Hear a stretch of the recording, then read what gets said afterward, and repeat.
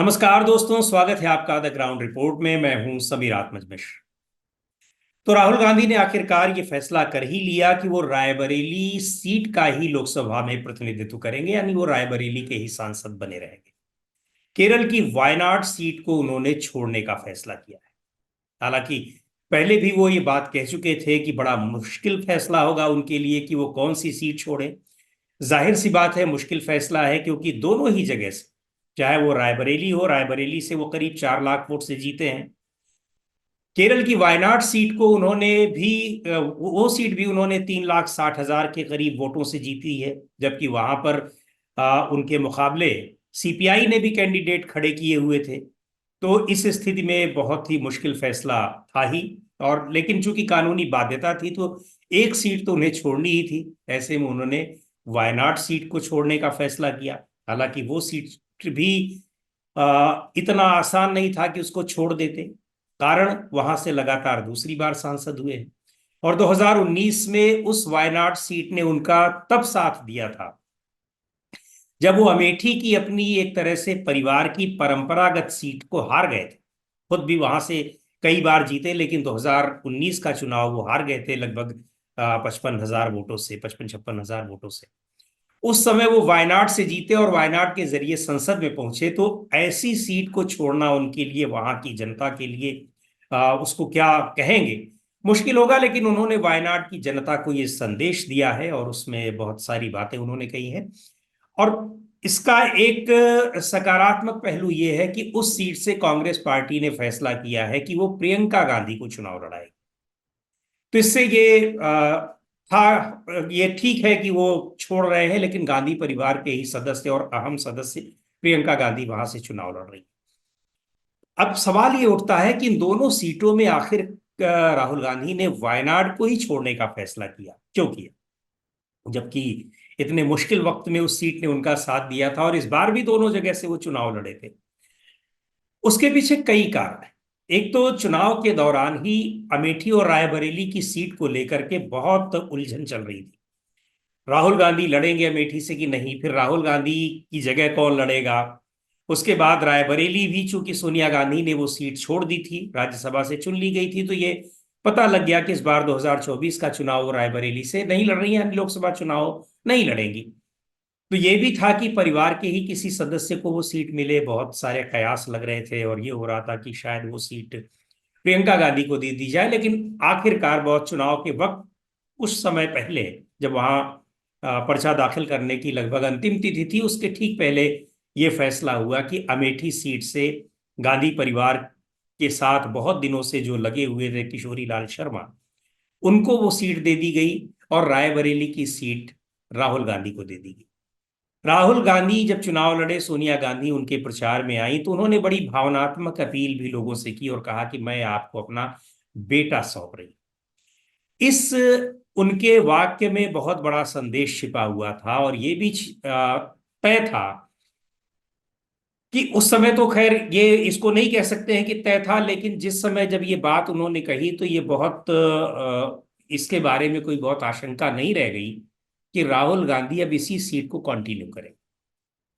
बाकी अभी तक ऐसा लग रहा था कि शायद राहुल राहुल गांधी रायबरेली छोड़ दें और प्रियंका वहां से उपचुनाव लड़ें। लेकिन जो जानकार लोग हैं कांग्रेस पार्टी के, कांग्रेस के जो नीति निर्धारक हैं, उनका ये कहना था कि नहीं, ये चूंकि कांग्रेस पार्टी के जो कद्दावर नेता रहे हैं और गांधी परिवार के लोग रहे हैं, उनकी अपनी एक परंपरागत सीट है। तो राहुल गांधी अब उस पीढ़ी का प्रतिनिधित्व कर रहे हैं, तो शायद रायबरेली की सीट ना वो छोड़े, रायबरेली को ही रखेंगे। और दूसरी ओर वायनाड की सीट पर यह बात हो रही थी कि वहां के किसी स्थानीय नेता को चुनाव लड़ाया जाएगा, लेकिन चूंकि वहां के लोगों की भी, जो कांग्रेस पार्टी के नेता राहुल गांधी के प्रति जो प्रेम है, उसको देखते हुए अगर वहां से तुरंत छोड़े और पूरी तरह से दूरी बना लेते, हालांकि उन्होंने कहा है कि मैं दूरी नहीं बनाऊंगा, लेकिन छोड़ करके अगर स्थानीय लोगों को करते, तो शायद वहां की जो जन भावनाएं थी उसका भी अनादर होता। इसलिए गांधी परिवार के ही प्रियंका गांधी को वहां से टिकट दिया गया। कांग्रेस पार्टी के लिए रायबरेली और अमेठी का महत्व क्यों इतना ज्यादा है, इसके पीछे कोई ऐसा बहुत बड़ा कारण नहीं है। सिंपल सा कारण है कि परिवार के लोगों का इस इन दोनों सीटों ने हमेशा साथ दिया है। खास तौर पर रायबरेली। रायबरेली देश में जब पहली बार चुनाव हुए हैं, लोकसभा के चुनाव, तब से लेकर के और अब तक वो गांधी परिवार के लोग वहां से प्रतिनिधित्व करते रहे। जब गांधी परिवार के लोग नहीं भी थे तब भी कांग्रेस पार्टी की ओर से वहां गांधी परिवार के बेहद करीबी लोगों ने, उनके रिश्तेदारों ने वहां से प्रतिनिधित्व किया है। 1952 में सबसे पहले तो वहां फिरोज गांधी चुनाव लड़े, जीतते रहे। उनकी मृत्यु के बाद वहां से इंदिरा गांधी ने चुनाव लड़ना शुरू किया। 1977 में इमरजेंसी के समय में इंदिरा गांधी को वहां से हार का सामना करना पड़ा। राजनारायण ने, उन्होंने, जनता पार्टी के राजनारायण ने चुनाव हराया उनको। लेकिन 3 साल बाद ही जब 1980 में फिर चुनाव हुए तो भारी बहुमत के साथ रायबरेली की जनता ने इंदिरा गांधी को फिर से चुनाव में जीत दिलाई। और 19 इस इसके बाद जब इंदिरा गांधी की मृत्यु के बाद भी कांग्रेस पार्टी के उन नेताओं ने रायबरेली सीट का प्रतिनिधित्व किया जो उनके परिवार के लोग थे।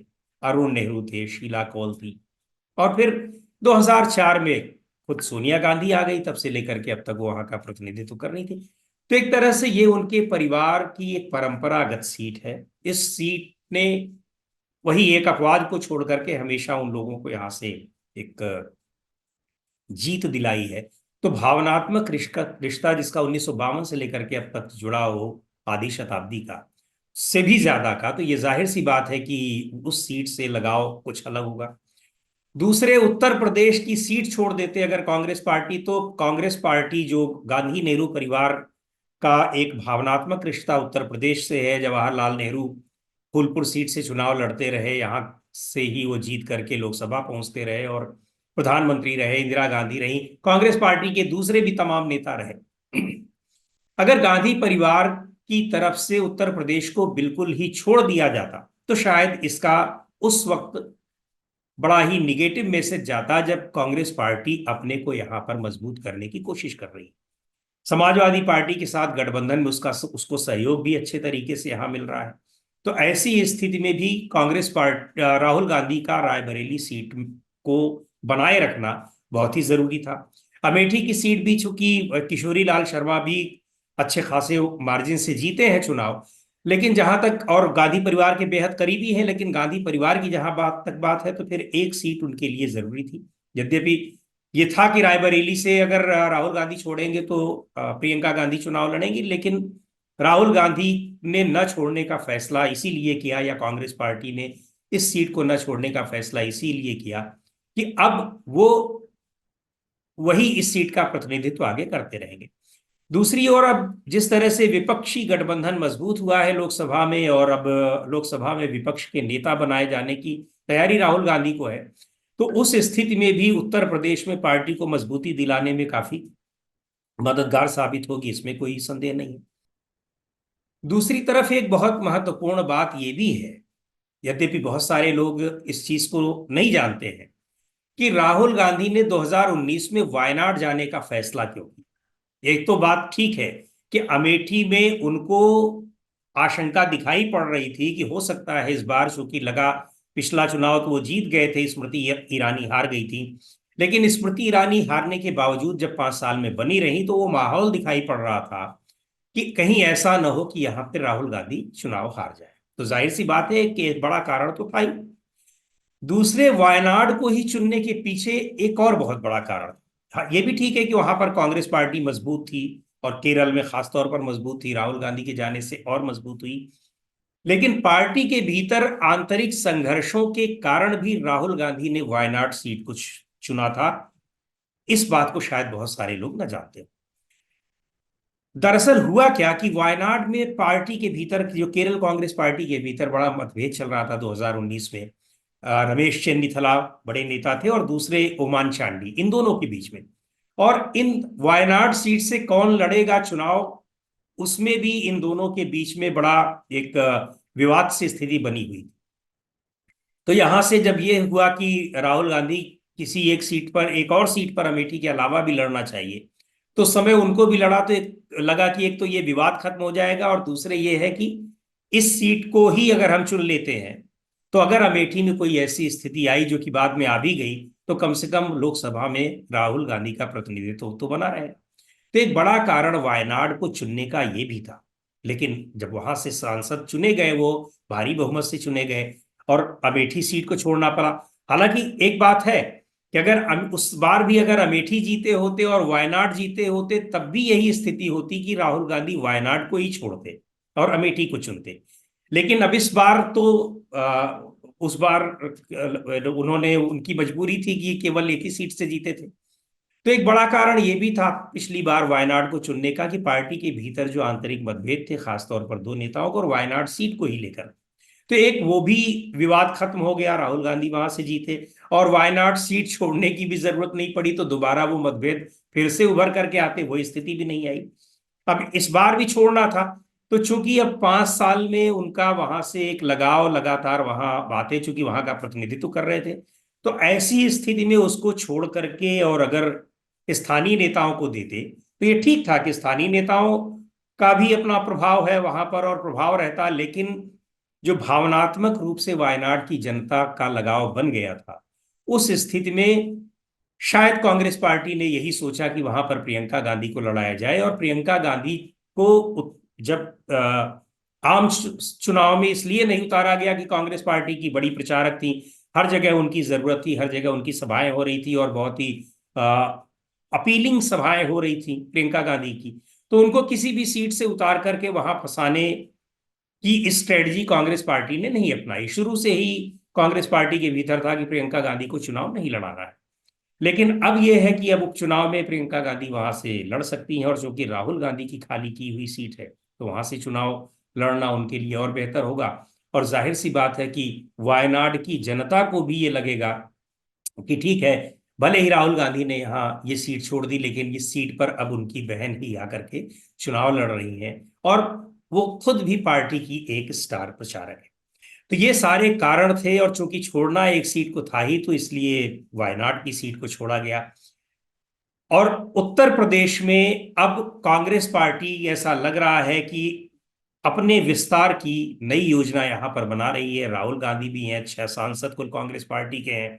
आने वाले दिनों में जब विधानसभा चुनाव होंगे, तब स्थितियां जो अभी तक ऐसा लग रहा है कि समाजवादी पार्टी और कांग्रेस पार्टी का गठबंधन बना ही रहेगा, क्योंकि दोनों ही पार्टियों को गठबंधन से फायदा हुआ है और विधानसभा चुनाव में भी होगा।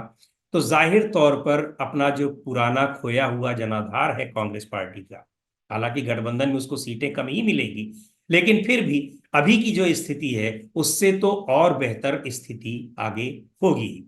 और शायद यही सोच करके राहुल गांधी ने रायबरेली की सीट से ही संसद में जाने का फैसला किया है।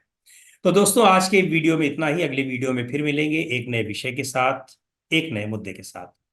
द ग्राउंड रिपोर्ट के यूट्यूब चैनल को आप सब्सक्राइब कर लें।